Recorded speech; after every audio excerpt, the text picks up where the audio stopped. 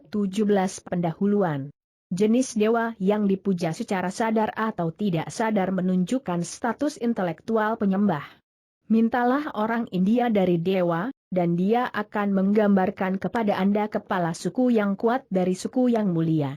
Tanyakanlah kepada orang kafir Tuhan, dan dia akan memberitahumu tentang dewa api, dewa air, dewa ini, itu, dan yang lainnya. Mintalah orang Israel dari Allah, dan dia akan memberitahu Anda tentang Allah Musa, yang menganggapnya perlu untuk memerintah dengan langkah-langkah paksaan, karenanya, 10 perintah. Atau Yosua, yang memimpin orang Israel ke medan perang, menyita harta benda, membunuh tahanan, dan membuang sampah ke kota-kota. Orang yang disebut kafir itu membuat patung-patung dewa-dewa mereka yang sudah diukir, yang biasa mereka sembah, tetapi di antara yang paling cerdas, paling tidak, gambar-gambar ini hanyalah titik tumpu yang terlihat yang memungkinkan mereka memusatkan pikiran secara mental pada kualitas-kualitas yang mereka inginkan mengeksternalisasi dalam kehidupan mereka. Kita dari abad ke-21 menyembah dewa cinta dalam teori, tetapi dalam praktiknya kita membuat untuk diri kita sendiri gambar terpahat dari kekayaan, kekuatan, mold, adat dan konvensionalitas. Kami jatuh di hadapan mereka dan menyembah mereka. Kami berkonsentrasi pada mereka dan dengan demikian mereka dieksternalisasi dalam kehidupan kita. Siswa yang menguasai isi bagian ke-17 tidak akan salah mengira simbol untuk kenyataan, ia akan lebih tertarik pada sebab daripada akibat. Dia akan berkonsentrasi pada realitas kehidupan, dan kemudian tidak akan kecewa dengan hasilnya. Part 17. 1. Kita diberitahu bahwa manusia memiliki kekuasaan atas segala sesuatu, kekuasaan ini dibangun melalui pikiran. Pikiran adalah aktivitas yang mengendalikan setiap prinsip di bawahnya. Prinsip tertinggi, dengan alasan esensi dan kualitas superiornya, perlu menentukan keadaan, aspek, dan hubungan segala sesuatu yang berhubungan dengannya. 2. Getaran kekuatan mental adalah yang terbaik dan akibatnya yang paling kuat yang ada. Bagi mereka yang memahami sifat dan transendensi kekuatan mental, semua kekuatan fisik tenggelam menjadi tidak penting. 3. Kita terbiasa memandang semesta dengan lensa panca indera, dan dari pengalaman ini konsepsi antropomorfik kita berasal, tetapi konsepsi sejati hanya dijamin oleh wawasan spiritual. Wawasan ini membutuhkan percepatan getaran pikiran, dan hanya terjamin ketika pikiran terus terkonsentrasi pada arah yang diberikan. 4. Konsentrasi berkelanjutan berarti aliran pikiran yang rata dan tak terputus, dan merupakan hasil dari sistem yang sabar, gigih, dan teratur. 5. Penemuan hebat adalah hasil dari penyelidikan yang berlangsung lama. Ilmu matematika membutuhkan bertahun-tahun upaya terkonsentrasi untuk menguasai, dan sains terbesar yaitu pikiran, diungkapkan hanya melalui upaya terkonsentrasi. 6. Konsentrasi banyak disalahpahami, tampaknya ada ide usaha atau kegiatan yang terkait dengannya, padahal yang terjadi justru sebaliknya. Kehebatan seorang aktor terletak pada kenyataan bahwa ia lupa dirinya dalam penggambaran karakternya, menjadi sangat identik dengan itu sehingga penonton diayunkan oleh realisme pertunjukan. Ini akan memberi Anda ide yang bagus tentang konsentrasi sejati. Anda harus begitu tertarik pada pemikiran Anda, begitu asik dengan subjek Anda, hingga tidak sadar akan hal lain. Konsentrasi semacam itu mengarah pada persepsi intuitif dan wawasan langsung tentang sifat objek yang dikonsentrasikan. 7. Semua pengetahuan adalah hasil konsentrasi semacam ini, dengan demikian rahasia surga dan bumi telah dirampas, dengan demikian pikiran menjadi magnet dan keinginan untuk tahu menarik pengetahuan, menariknya secara tak tertahankan, menjadikannya milik Anda. 8. Keinginan sebagian besar bawah sadar, keinginan sadar jarang menyadari objeknya ketika yang terakhir berada di luar jangkauan langsung. Keinginan bawah sadar membangkitkan kemampuan-kemampuan tersembunyi dari pikiran, dan masalah-masalah yang sulit tampaknya menyelesaikannya sendiri. 9 pikiran bawah sadar dapat dibangkitkan dan dibawa ke dalam tindakan ke segala arah, dan dibuat untuk melayani kita untuk tujuan apapun, dengan konsentrasi. Praktik konsentrasi memerlukan kontrol fisik, mental, dan fisik, semua mode kesadaran, baik fisik, mental, maupun fisik, harus terkendali. Karena itu, kebenaran spiritual adalah faktor pengendali. Inilah yang akan memungkinkan Anda untuk tumbuh dari pencapaian terbatas dan mencapai titik di mana Anda akan dapat menerjemahkan mode pemikiran menjadi karakter dan kesadaran. 10 konsentrasi tidak berarti hanya memikirkan pikiran, tetapi transmutasi pikiran ini menjadi nilai-nilai praktis. Rata-rata orang tidak memiliki konsepsi tentang arti konsentrasi. Selalu ada seruan untuk memiliki tetapi tidak pernah ada seruan untuk menjadi. Mereka gagal memahami bahwa mereka tidak dapat memiliki yang satu tanpa yang lain, bahwa mereka harus terlebih dahulu menemukan kerajaan sebelum mereka dapat memiliki hal-hal yang ditambahkan. Antusiasme sesaat tidak ada nilainya, hanya dengan rasa percaya diri tanpa bataslah tujuan tercapai. 11 pikiran dapat menempatkan cita-cita sedikit terlalu tinggi dan gagal memenuhi sasaran, mungkin mencoba untuk terbang di atas sayap yang tidak terlatih dan jatuh ke bumi alih-alih terbang, tapi itu bukan alasan untuk tidak melakukan upaya lain. 12 kelemahan adalah satu-satunya penghalang untuk pencapaian mental. Kaitkan kelemahan Anda dengan keterbatasan fisik atau ketidakpastian mental dan coba lagi. Kemudahan dan kesempurnaan diperoleh dengan pengulangan. 13 astronom memusatkan pikirannya pada bintang-bintang dan mereka memberikan rahasia mereka. Ahli geologi memusatkan pikirannya pada konstruksi bumi dan kita memiliki geologi. Begitu juga dengan semua hal. Laki-laki memusatkan pikiran mereka pada masalah-masalah kehidupan, dan hasilnya tampak jelas dalam tatanan sosial yang luas dan kompleks saat itu. 14 Semua penemuan dan pencapaian mental adalah hasil dari hasad dan konsentrasi. Keinginan adalah care, tindakan terkuat. Semakin gigih hasad, semakin otoritatif wahyu. Keinginan yang ditambahkan ke konsentrasi akan merebut setiap rahasia dari alam. 15 Dalam mewujudkan pikiran-pikiran besar, dalam mengalami emosi-emosi hebat yang sesuai dengan pikiran-pikiran hebat, pikiran berada dalam keadaan di mana ia menghargai nilai hal-hal yang lebih tinggi. 16 Intensitas konsentrasi yang sungguh-sungguh pada satu saat dan kerinduan yang kuat untuk menjadi dan untuk mencapai mungkin membawa Anda lebih dari bertahun-tahun dari upaya normal dan paksa yang lambat, itu akan membuka jeruji penjara ketidakpercayaan, kelemahan, impotensi dan merendahkan diri, dan Anda akan menyadari kebahagiaan mengatasi. 17 Semangat inisiatif dan orisinalitas dikembangkan melalui kegigihan dan kesinambungan upaya mental. Bisnis mengajarkan nilai konsentrasi dan mendorong keputusan karakter, itu mengembangkan wawasan praktis dan cepatnya kesimpulan.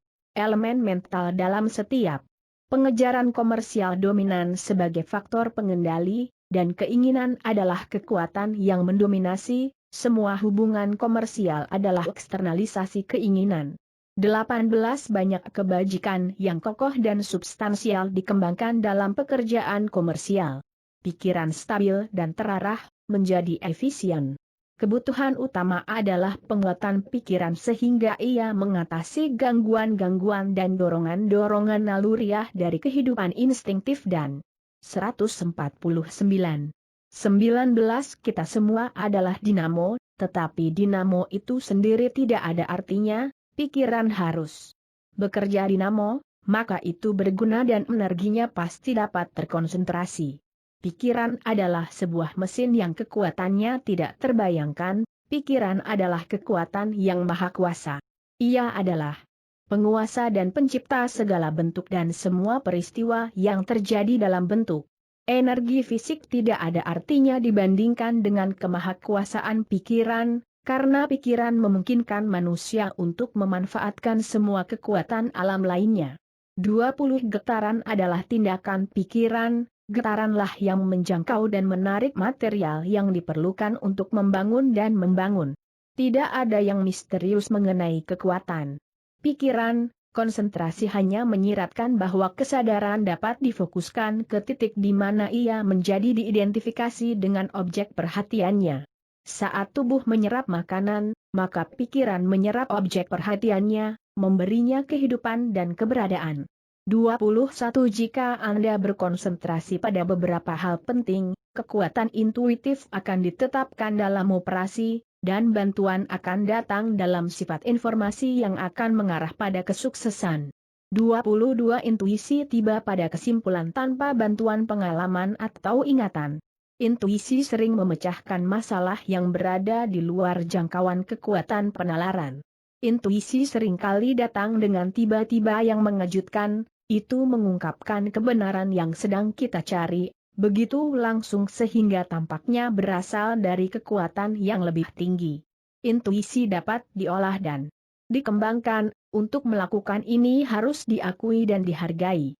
Jika pengunjung intuitif diberi sambutan kerajaan ketika dia datang, dia akan datang lagi, semakin ramah sambutan akan semakin sering kunjungannya, tetapi jika dia diabaikan atau diabaikan dia akan membuat kunjungannya sedikit dan berjauhan. 23. Intuisi biasanya datang dalam keheningan, pikiran besar sering mencari kesendirian, disinilah semua masalah kehidupan yang lebih besar diselesaikan.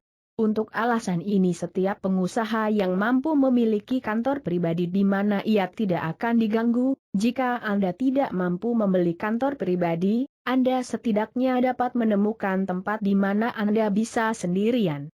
Beberapa menit setiap hari untuk melatih pemikiran di sepanjang garis yang akan memungkinkan. 150. 24. Ingatlah bahwa alam bawah sadar pada dasarnya maha kuasa, tidak ada batasan untuk hal-hal yang dapat dilakukan ketika diberi kekuatan untuk bertindak. Tingkat kesuksesan Anda ditentukan oleh sifat keinginan Anda. Jika sifat keinginan Anda selaras dengan hukum alam atau pikiran universal, secara bertahap akan membebaskan pikiran dan memberi Anda keberanian yang tak terkalahkan. 25. Setiap perintangan yang ditaklukkan dan setiap kemenangan yang diperoleh akan memberi Anda lebih banyak keyakinan pada kekuatan Anda, dan Anda akan memiliki kemampuan yang lebih besar untuk menang. Kekuatan Anda ditentukan oleh sikap mental Anda, jika sikap ini adalah salah satu keberhasilan, dan secara permanen dipegang dengan tujuan teguh, Anda akan menarik bagi Anda dari domain tak kasat mata hal-hal yang Anda minta secara diam-diam. Dengan menjaga pikiran dalam pikiran, secara bertahap ia akan mengambil bentuk nyata. Suatu tujuan tertentu menggerakkan sebab-sebab yang muncul di dunia yang tak terlihat dan menemukan bahan yang diperlukan untuk memenuhi tujuan Anda. 26. Anda mungkin mengejar simbol kekuatan, bukan kekuatan itu sendiri. Anda mungkin mengejar ketenaran bukannya kehormatan, kekayaan bukannya kekayaan, posisi bukannya perbudakan. Dalam peristiwa apapun Anda akan menemukan bahwa mereka berubah menjadi abu seperti saat Anda menyusul mereka. 27. Kekayaan atau posisi prematur tidak dapat dipertahankan karena belum diperoleh.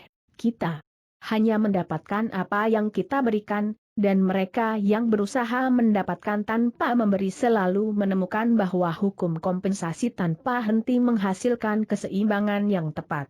28. Perlombaan biasanya untuk uang dan simbol kekuasaan belaka lainnya, tetapi dengan pemahaman tentang sumber kekuatan yang sebenarnya, kita dapat mengabaikan simbol-simbol itu. Pria dengan rekening bank besar merasa tidak perlu memuatkan sakunya ke bawah dengan emas, demikian juga dengan orang yang telah menemukan sumber kekuatan sejati, dia tidak lagi tertarik pada pura-pura atau pura-pura. 29.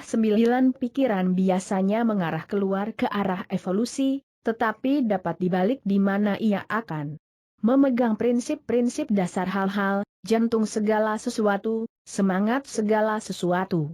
Ketika Anda sampai ke inti permasalahan, relatif mudah untuk memahami dan memerintahkannya. 151.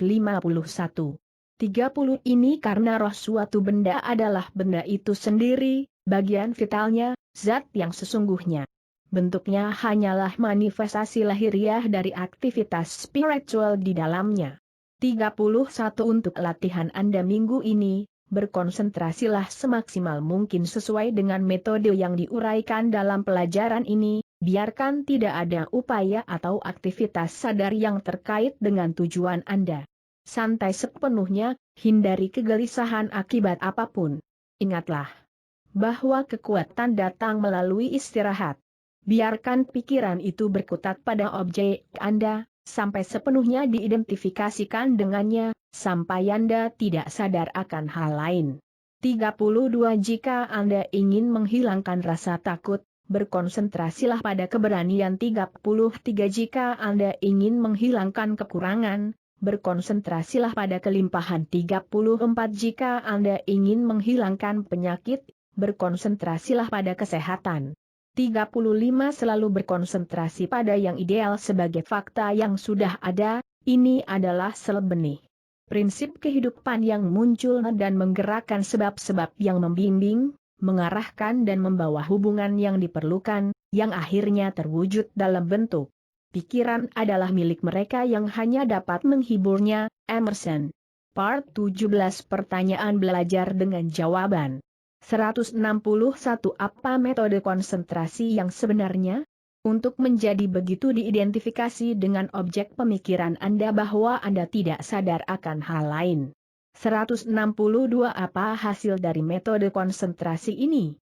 Kekuatan-kekuatan yang tak terlihat diatur dalam gerakan yang secara tak tertahankan menimbulkan kondisi yang sesuai dengan pemikiran Anda. 163 Apa faktor pengendali dalam metode pemikiran ini? Kebenaran spiritual. 164 Kenapa begitu? Karena sifat keinginan kita harus selaras dengan hukum alam. 165 Apa nilai praktis dari metode konsentrasi ini? Pikiran diubah menjadi karakter, dan karakter adalah magnet yang menciptakan lingkungan individu. 166 Apa faktor pengendali dalam setiap pengejaran komersial? Unsur mental. 167 Kenapa begitu?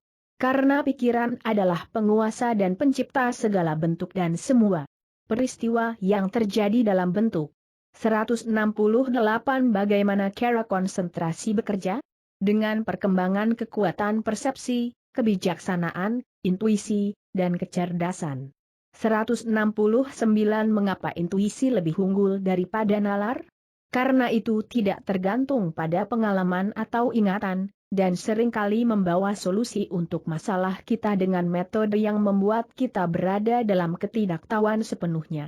170 Apa hasil dari mengejar simbol realitas?